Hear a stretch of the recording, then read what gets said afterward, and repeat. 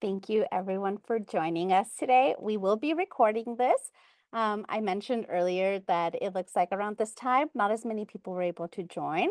So next time we'll keep shifting the hours and see what works best for most agents. But we'll be having more of these, so it'll hopefully get a little bit, everyone will get a chance to join. And then I do know that today's the Women's Up conference in Pasadena from CAR.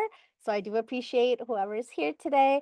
I did not do a great job scheduling this. I didn't realize I wasn't going to drive to Pasadena, so that was my issue.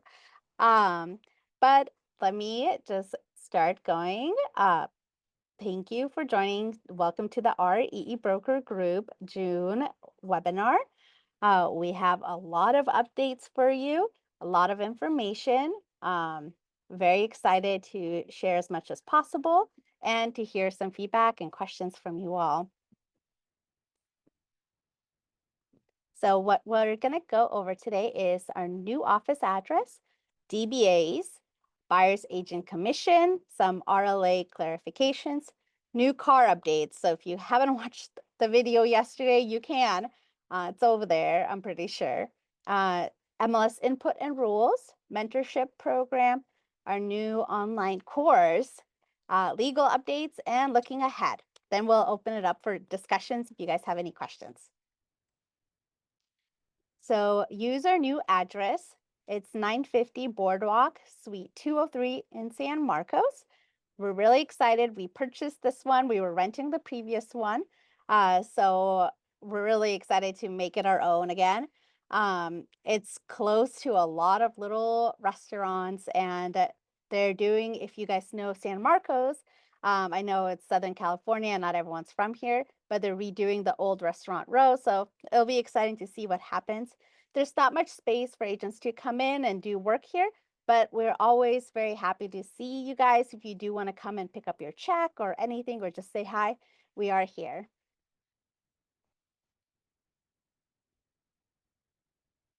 Okay. And for DBAs, I wanted to quickly mention that agents are welcome to use a DBA, doing business as, name for their marketing materials if you get it approved. We love our agents to have their own marketing, their own name.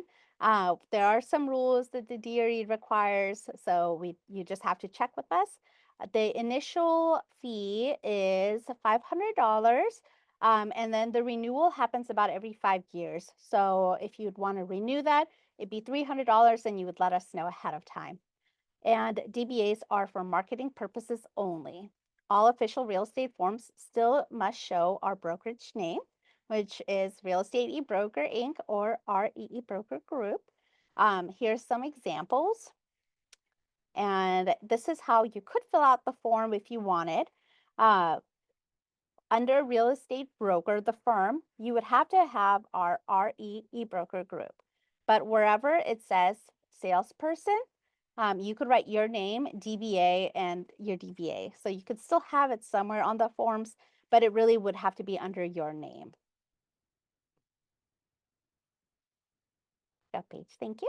Thank you very much, Yeva. I wanted to, if anyone doesn't know, my name's Paige. I believe I've recognized all of your names, so I know I've worked with all of you at least once. I wanted to give a couple of quick reminders in regard to commission on the purchase agreement, BRBC, because that's where we're seeing a lot of common questions come up. So when you are the buyer's agent, you are now required to complete a BRBC, which is the buyer representation broker compensation form. On that form, you will enter an agreed upon commission. So, usually it's going to be about 2.5. Of course, that's negotiable, but you will be entering that on the BRBC form. Now, from there, the buyers will request that the sellers, or they might not, but usually they'll request that the sellers pay toward that commission to the buyer's broker, and they'll enter that on the RPA. So this is where some confusion comes in. If first and foremost, what amount is being requested on the RPA cannot be more than what is listed on the BRBC. So just as an example, if you put 2% on the BRBC, cannot ask the seller to pay 3% for the buyer's broker's commission. So you'll want to keep that in mind when you're filling out the BRBC as well. So from here, if the seller agrees to less than what is listed on the BRBC, so let's say you wanted 2.5%, but the sellers are only agreeing to pay 2%, your buyers are technically still responsible for paying that additional 0.5%, that remainder amount. So you can leave it as is and have the buyer pay the remaining commission. Or if your buyers are not going to be able to bring those funds, you can reduce that amount to 2%, which is what the seller agreed to, using a modification of terms for the buyer representation agreement. And that will be the MT-BR listed here on the slide. So another reminder on this, you cannot increase the amount that is on the BRBC once you are in contract. So if you had put 2% on your BRBC and the seller is willing to pay 3%, you are not able to increase the amount on your BRBC to 3%. You'll have to leave it at 2%. So please let us know if you have any questions about that. I know it can be a little bit confusing, but just wanted to make sure that we're all aware of that. And then this other area that we've seen a lot of confusion come up on is this area here, C2 on the listing agreement. And this section is for additional compensation to seller's broker if buyer is unrepresented. Unrepresented is the key word here. So this is not if you are representing the buyer and creating a dual agency. This does not apply to that. So this is only if the buyer does not have a buyer's agent and you as the listing agent are doing additional work to make sure that everything is in compliance in terms of the documents because there is not a second agent on the transaction. So if you would like that additional compensation for an unrepresented buyer, you'll make sure to check that box and enter the amount listed there. So in this case, they're asking for an additional 2.5%. So just as a recap, this is only for unrepresented buyers if you're the listing agent. If this becomes a dual agency, then the instructions I provided on the previous slide will apply. So you'll do your buyer representation agreement with the buyer, and then the buyer will ask the seller to pay towards that compensation. So it should not be listed on the listing agreement at all. Thank you. Thank you, Paige. And then I'm so sorry. Did you have anything else to mention about our new office address? No, just make sure that you're putting the office address on your forms. And if you have any questions, let us know. It is also listed on, I believe all of our office has been putting it in all of our email signatures. So if you need to have a quick reference to that, it'll be on our email signatures as well. Thank you, Paige. So I wanted to mention the new form updates. CAR had a meeting yesterday and Diana, Paige, and I were in it, watching it. So we can answer as many questions as possible about it, but we do recommend, and Diana will be posting it in the chat, to watch the video yourself and to review all these new form releases. They're still in draft, but if you click on it, you'll be able to look at it. And I'll show you in a second, but I did want to say there is a commission update. Then there's another update for the BRBC where the listing site no longer needs to ask for it. So we're not going to be policing it any longer. And the link will be posted in chat. So where you can find it though is if you go on car.com. Sorry, I've got car.nar. Or let's see, what is it? Car.org. I am so sorry. We had a few things happen in the office already. But if you go here, then you go to the transaction center, standard forms, and then you just have to log in, of course. So you do have to have a car membership, but you go on standard forms and then you click forms revisions and new forms releases. And then right here, you see the drafts. And then Diana, like I mentioned, will be posting it in the chat for the video, and then for the forms. Thank you, Diana. I see you posted the video. Okay, and then let me show you possibly where you could find it. So here is the link, and then you can see the recorded webinar. This is, it's coming soon. It was yesterday, but you can already look at the slides. And of course, sign up for any of them. They're very critical and important. So I did want to mention that. Then let's see, new form updates. So this is what I was mentioning for the RPA. Now you can see that the language about making sure that the buyer's representation broker compensation agreement is less than what the is not less than what the seller is willing to pay. The wording is removed, and now it's no longer on the broker's side. On the listing broker side to make sure that the amount is actually correct for the buyer's agent. So I asked Carr, who's going to be kind of policing it, but they said that's not up to the brokerages. It's escrow should ask for the BRBC and take a look, make sure everything is okay. But that the sellers, the wording is on the RLA and the RPA. The sellers can ask for the proof that there is a buyer's representation agreement, so they can ask, but we can't ask on behalf of them. Well, of course, like if the seller wants, that's where we translate it to the buyer's agent, but don't ask for it, don't push it. It's really up to the seller to decide, and all that wording and the information is written in the forms. So this is another really big one that I wanted to mention.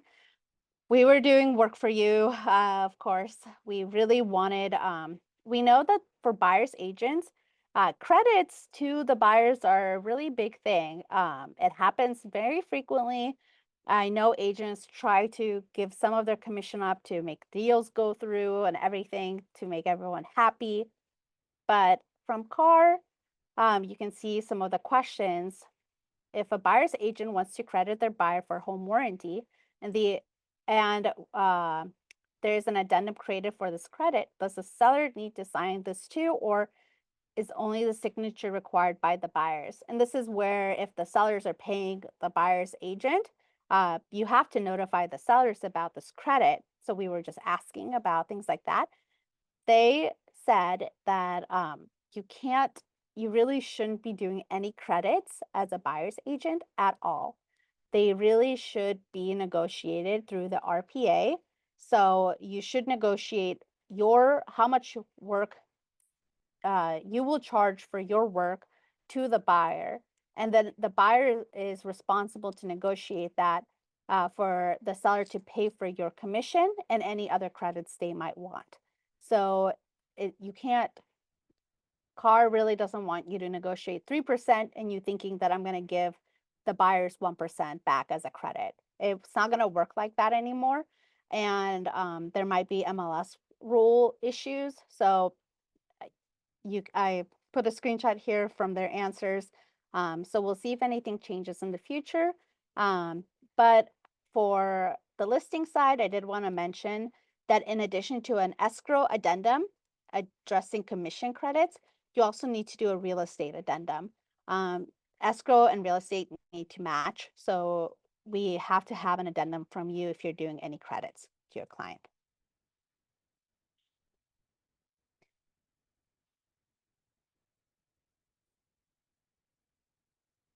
Diana? Sorry, team, I was muted. Another thing we wanted to mention to you is to also, before entering any listings on the MLS, make sure that you're checking with your local MLS just to make sure you guys are in compliance and you know their guidelines as to how to enter things on the MLS, and so you don't get any potential violations. They're check also for updates, changes that they're making on their MLS. One of the recent changes we've seen is the days on market now is the days active in MLS, and the cumulative days on market is now the cumulative days active in the MLS. And if you need any help with the terminology, you can always, check, like I said, with your local MLS, or check this link here, with the Resto Data Dictionary Wiki. There's a link there below. Make sure you're in compliance.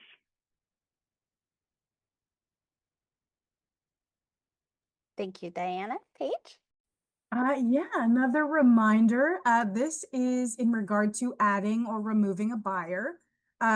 We've seen a lot of agents try to do this using a regular addendum, but you do need to use the AOAA form.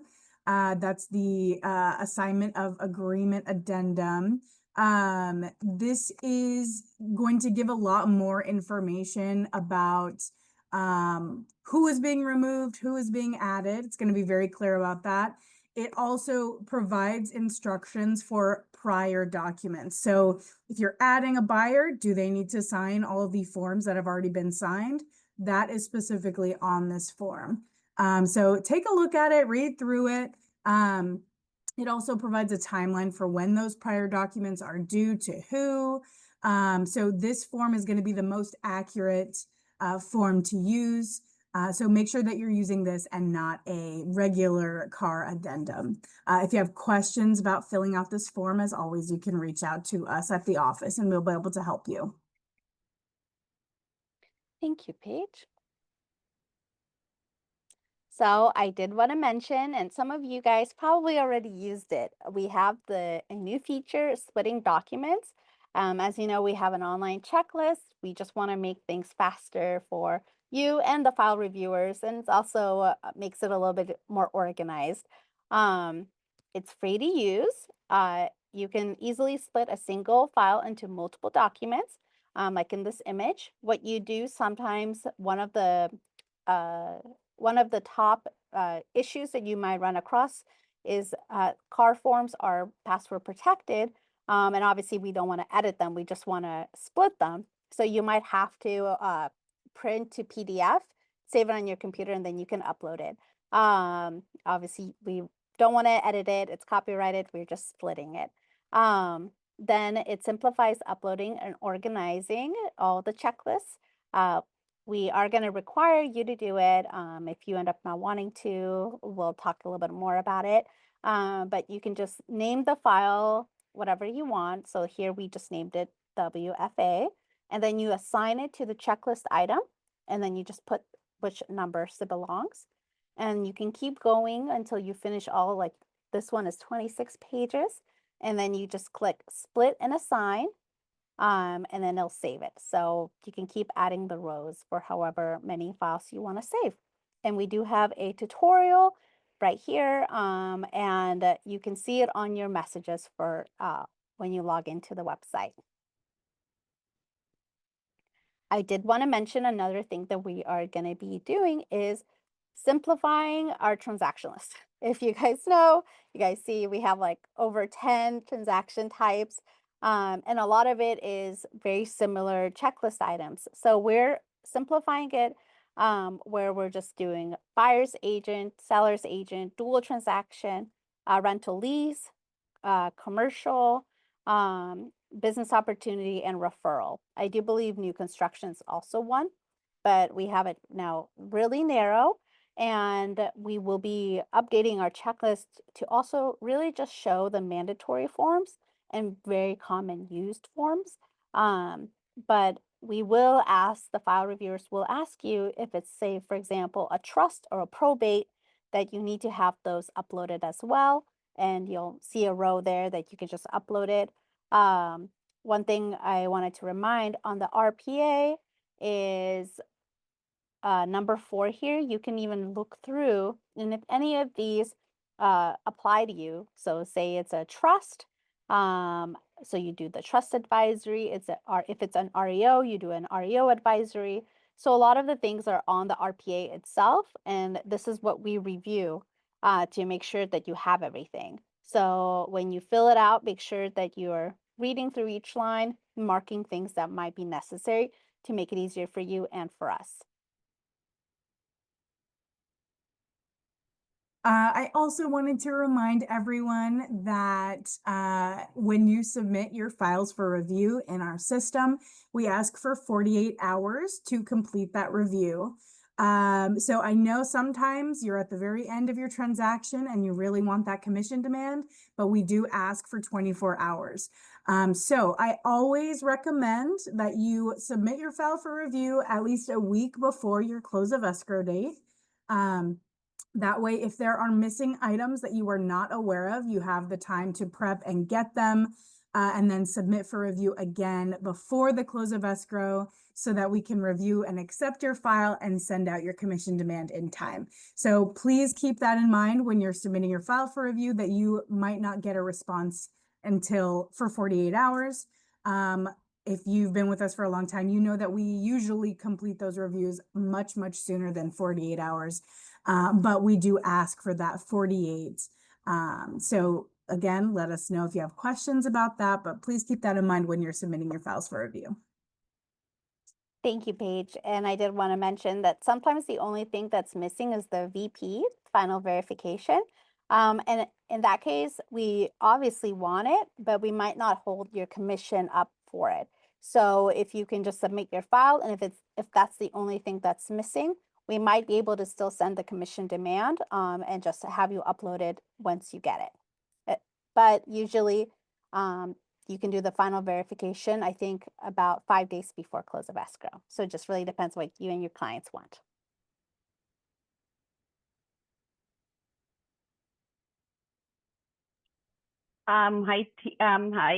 Also, we wanted to remind you that there's a couple of resources that our broker offers to our agents. And one of them is our preferred TC for you. They are, you know, as other agents that have worked with them in the past can tell you, they're a great resource to use in all your transactions. They can take, you know, all the paperwork off of your hands so that you can then concentrate on, you know, making money. And they're, like Eva mentioned, you know, now with the splitting of the documents, if you're not very tech savvy, they can take that off your hands too, you know, where they can split all the documents for you. They know our checklist very well, and they know the all the what's required by the broker to keep your files in compliance. So you don't have to worry about any of that. And then another perk that, you know, that you guys have by using them is that we do give them priority. So any questions that you guys have, you know, during your transaction, they have direct access to communicating with us, and so we give them priority, you know, to their emails and to answer your questions you may have regarding any of your transactions. So definitely we recommend you using them on your next transaction. Give them a try. And then another resource that the broker offers for you guys is the mentorship. I don't know if any of you here has already worked with me in the past. I work with you know, the agents and mentoring their transactions. And this is not just for new agents, you know, coming in, but this is also for agents who maybe have been a realtor for many years, but maybe left the business and are now coming back to our settlement, you know, world, where we have new guidelines, new forms, and you guys are not familiar with any of them, and you maybe need a little assistance with that, and need help with that. So I'm here to help you guys, you know, navigate all those new forms, any red flags, any strategies, you know, with your transactions, you know, any difficult scenarios that you guys may have. And by working with me as your mentor, you know, also we mitigate the risk that you guys have, the liability that you guys have with your transactions. And because of that, the broker then can offer you guys a $25,000 deductible that you guys would have to pay in E&O. They would be waiving that, and that's huge. That is huge. So I'm sure not a lot of us have that $25,000 if we ever needed it. So that is a big, big plus in working with the mentorship program. If you guys want any more information on how to join or have any questions regarding the program, feel free to email us and we'll be happy to answer your questions. You can see our email there at info@reebrokerca.com, or after the webinar, if you guys have any questions, I'll be happy to answer you. Thank you. Thank you, Diana. Yeah, hopefully, because they'll be using you, there will be no issue. But who knows, sometimes with buyers and sellers, there's always an issue, even if everything might go perfectly. Okay. And Paige? Yes. Also wanted to let you guys know that we now have online courses available on our website. So as soon as you log in, they will be on your home page. So Yeva is going to show you right now how where you can find it right there in the bottom left. You can click on that link. It will take you to this website. Thank you so much. When you first click on that link, you will have to register or create an account. So if you see if it's asking for your email address, don't be too concerned. It is going to need you to create a login to access that information.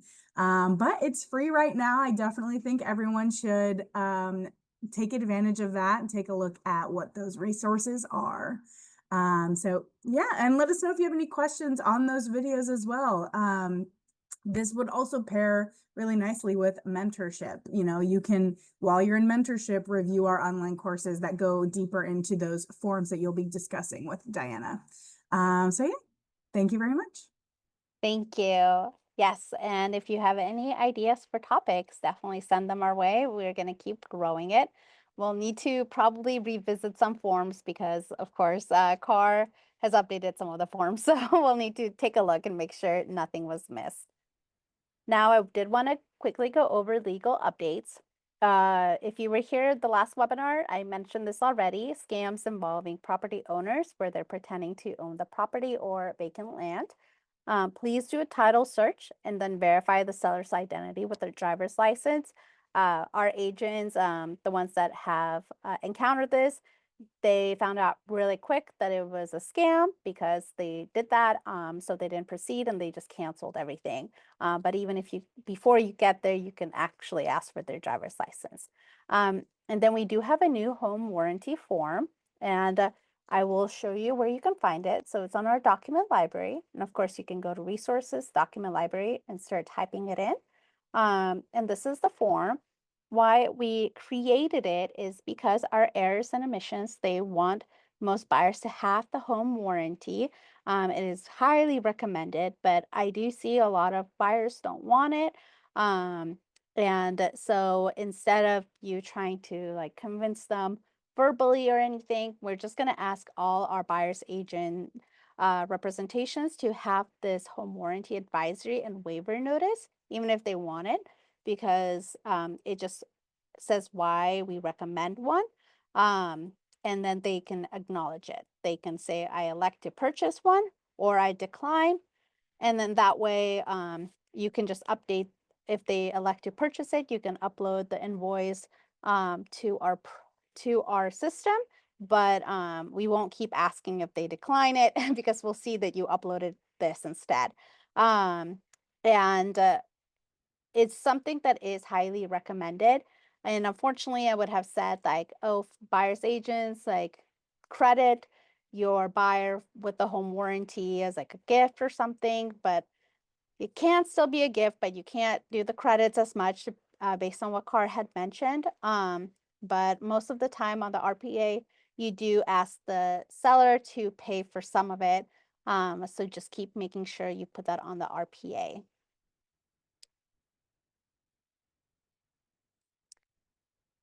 And then I wanted to mention is we want to improve and grow communication among our RE group agents. So a few things that I wanted to ask, and if you can just put it in chat. If you use social media, which one do you use most? It'd be great to know, and we would expand to that if it's not Facebook. But if it is Facebook, we have our Facebook group. We'd love for you to join. You can just scan this QR code or even message us your Facebook username and we'll go in and invite you. Some of you are actually part of it. I think I saw Andrea be a participant. I'm pretty sure she's in that Facebook group. So we're going to make it a lot more active, a lot more involved, and we do want our agents to talk to each other. So we're hoping that it grows. And then definitely we want to expand to different things as well. Thank you very much for joining us today. As you can see on the slide, this video is being recorded, so you'll be able to reference it again if needed. Go ahead and enter that information that Yeva just mentioned in the chat, but you can also ask any questions. Will be available for the next few minutes if you have them. You can also unmute yourself and ask your question verbally. We'd be happy to answer that way as well.